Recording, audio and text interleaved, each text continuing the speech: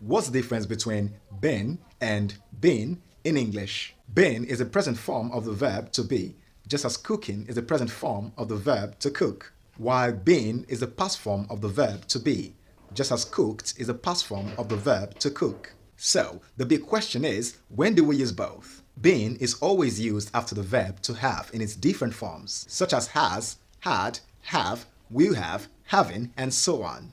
The word been is never used after the verb to have in any form. For example, I have been busy, not I have been busy. She has been playing, not she has been playing. He had been seeing a doctor, not he had been seeing a doctor. He will have been to 3 cities by next week, not he will have been to 3 cities by next week. On the other hand, we use been after the verb to be in its different forms, such as am, is, was, were. For example, I am being considered for the position, not I am being considered for the position. He's being funny, not he's being funny. He was being obedient, not he was being obedient. The word being can also be a noun.